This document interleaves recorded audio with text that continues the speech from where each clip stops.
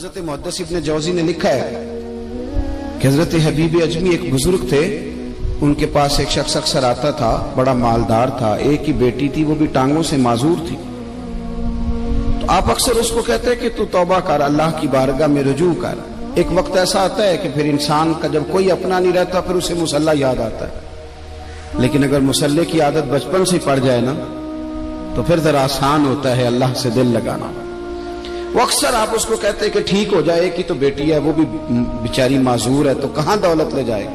آج کرتا ہوں، ہم تاریخیں دیتے رہتے ہیں نا اللہ تعالیٰ کو معاذ اللہ کہ رمضان سے میں نے نیک ہو جانا ہے، عمرہ کر کے آؤں گا تو پھر میں پکا نمازی ہوں۔ خدا کے بندو، کس نے تجھے بتایا کہ رمضان تک تو زندہ رہے گا؟ کس نے خبر کی کہ عمرہ کرنے تک تو بچے گا؟ حضرت حبیب اجمی اس کو کہتے تو کہتا بڑی جلدی ٹھیک ہو جاؤں گا۔ ایک دن سویرے سویرے توبہ کرنے آ گیا۔ آپ نے فرمایا کیا ہوا؟ تو کہنے لگا حضرت جی کل ایک 15 سال کا نوجوان ملا ہے اور مجھے توبہ کرا گیا۔ مزہ ہی اس عمر میں اللہ اللہ کرنے کا، نبی کریم سے محبت بھی کرنی ہو تو یہی عمر ہے۔ عشق لگا سی کھیڈاں کھیڈ دی نوں تے پھر مینوں کھیڈاں بھول بھول گئیاں، کجل پایا سی میں یار دے ویکھنے نوں، پھر او دی یاد وچ روندیاں ہی ڈول گئیاں۔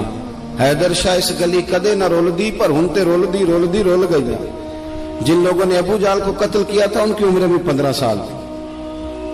ہم تو بڑے ہی نہیں نہ ہوتے ساری زندگی، نہ ہمیں کو بڑا ہونے دیتا ہے، ہم بڑے ہی نہیں ہوتے، یہ تو عمر ہے کچھ کر گزرنے کی۔ 15 سال کا نوجوان توبہ کرا گیا تو حضرت حبیب اجمی کہنے لگے وہ کیسے؟ کہنے لگا حضرت جی میں کل منڈی گیا تھا، مجھے کچھ سامان خریدنا تھا، تو بغداد کے بازار سے میں نے مچھلی خرید لی 10 کلو، باقی بھی سامان تب خود لے جا نہیں سکتا تھا۔ تو مزدور آپ کو پتہ ہے بیچارے آج بھی سڑکوں پہ بیٹھے ہیں، تو مزدور بیٹھے تھے تو ان میں ایک نوجوان 14-15 سال کا، چہرے پہ بڑی روشنی۔ میں نے اس کو کہا بیٹے مزدوری کرو گے؟ کہنے لگا حضور مزدوری بھی کرتا ہوں، پڑھائی بھی کرتا ہوں، اور جو اللہ کو منظور ہو اس کی عبادت بھی کرتا ہوں۔ میں نے اسے کہا کہ یہ میرا سامان ہے فلان جگہ پہنچانا، کیا لوگے؟ کہنے لگا 3 دینار مزدوری۔ سودا طے ہو گیا، اس نے سامان اٹھا لیا۔ کہتے ہیں رستے میں ظہر کا وقت ہو گیا، کہنے لگا چچا اگر اجازت دو تو نماز پڑھ لوں۔ 15 سال کا جواب۔ کہتے میں رکھ کے نا وہاں سامان تو پھٹے پہ بیٹھ گیا، وہ نماز پڑھنے چلا گیا، باقی لوگ دیر سے آئے، وہ بچہ جلدی آ گیا۔ میں نے کہا بیٹے آپ جلدی آ گئے؟ کہنے لگے نفل چھوڑ دیے، آپ یہی نہ سمجھ لیں کہ کام چور ہے، میں بعد میں پڑھ لوں گا۔ کہتے ہیں وہ دوپہر کا وقت، رمضان بھی نہیں تھا، میں اس بچے کو نوجوان کو گھر لے گیا اور میں نے اپنی بیوی سے کہا کہ بڑا نیک ہے، نمازی ہے، اور راستے میں یہ بھی ہوا ہے کہ میں نے اسے ایک دفعہ کہا ہے کہ یہ مجھے تھوڑی دیر کے لیے دے دو، گرمی بڑی ہے، تمہیں پسینہ آ رہا ہے، میں اٹھا لیتا ہوں۔ کہنے لگا نہیں چچا میں رزق حلال کھاتا ہوں، اگر آپ اٹھائیں گے تو میں 3 دینار مزدوری پوری نہیں لوں گا، پھر پیسے کم کروں گا، میں نے طے کیا ہے کہ اٹھاؤں گا۔ تو کہتے ہیں میں نے اپنی بیوی کو بتایا تو بڑی متاثر ہوئی، کہنے لگی دوپہر کا کھانا پک گیا، اسے کو روٹی کھا لے، رمضان بھی نہیں تھا۔ کہتے میں باہر نکلا، اس کو 3 دینار تھمائے، تو میں نے کہا بیٹے ایک بات میری مانو گے؟ کہنے لگا بتائیے۔ میں نے کہا کھانا پکائے کھا لو۔ کہنے لگا میں معافی چاہتا ہوں، میں نے روزہ رکھا ہوا ہے۔ حضور نے حکم دیا، حکم نبی کریم نے حکم دیا، بخاری مسلم کی حدیث ہے، فرمایا نوجوانوں اگر تمہارے پاس طاقت ہے تو نکاح کر لو ورنہ روزے رکھو۔ حکم دیا، یا نکاح اور یا روزے، یہ سرکار کا حکم ہے۔ بھائی نفلی روزہ نفس کی قوتوں کو کچلتا ہے، انسان میں نورانیت اور روحانیت لاتا ہے۔ کہتے وہ کہنے لگا میں نے روزہ رکھا ہے، میں اور متاثر ہو گیا۔ میں نے کہا اب کیا کرو گے؟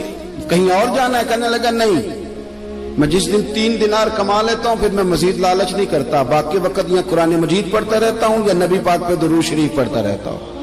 آپ بتائیں؟ تو میں نے کہا کہ افطار میرے ساتھ کر لو۔ کہتے ہیں میں اسے مسجد چھوڑ آیا اور خود میں لوٹ آیا۔ افطار کے بعد میں اسے لایا، کھانا کھلایا، عشاء پڑھی، اس کا گھر دور تھا، میں نے ڈرائنگ روم کھول دیا، بیٹھک کھول دی، وہیں وہ سو گیا۔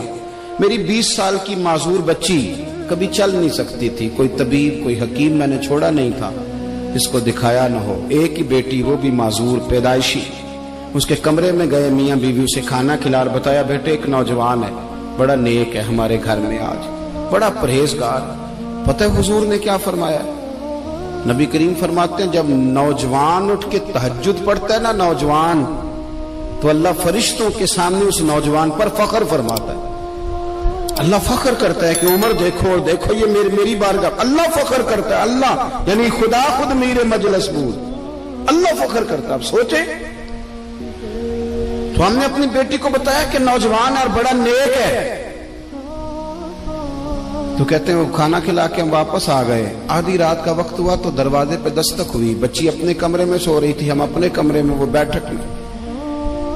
گھبرا کے اٹھے کہ اس وقت کون ہے دروازے پہ؟ تو بیٹی کہنے لگی ابا دروازہ تو کھولنا.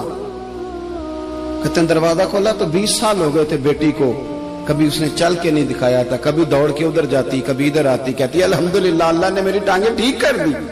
ہم دونوں رونے لگے, اے اللہ تو کتنا کریم ہے, کیسے ہوا بیٹے سارا کچھ؟ بیٹی کہنے لگی ابا آپ نے کہا تھا نا کہ نیک نوجوان آیا ہے, تو میرے دل میں خیال آیا اللہ اگر واقعی نیک ہے تو اس کے صدقے مجھے شفا ہی دے دے.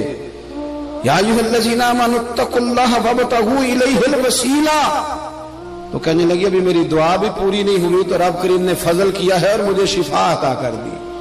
کہتے ہم دوڑ کے اس کے کمرے میں گئے اور جب ہم نے ہاتھ رکھا تو دروازہ پہلے سے کھلا تھا, ایک خط چھوڑ گیا تھا. آج کل کے پیر کی کرامت ہوتی تو فیس بک پہ دے دیتا, باقیوں کو بھی ذرا پتہ چلے. کہتے ہیں وہ خط چھوڑ گیا اپنے بستر پہ کہ اگر تم لوگوں کو مجھ سے محبت ہو گئی ہے تو میرے پیچھے نہ دوڑنا, اس رب کی بارگاہ میں جھکنا جس رب نے میرے اوپر بھی فضل فرمایا ہے اور آپ پر بھی کرم فرمایا. میرے نوجوان دوستو, یہ جو بچپنا ہمیں لوگ کہتے ہیں نا ابھی بچے ہو, ابھی جب آپ بالغ ہو گئے تو نماز فرض ہو گئی, سچ بولنا ضروری ہو گیا, رزق حلال کھانا ضروری ہو گیا, شریعت ساری کی ساری لاگو ہو. ایک تو درگزر سے کام نہیں, دوسرا اپنی زندگی کے اندر خواہشات کو چھوڑیں. سادہ کھانا تو ویسے انسان کو تندرست رکھتا ہے.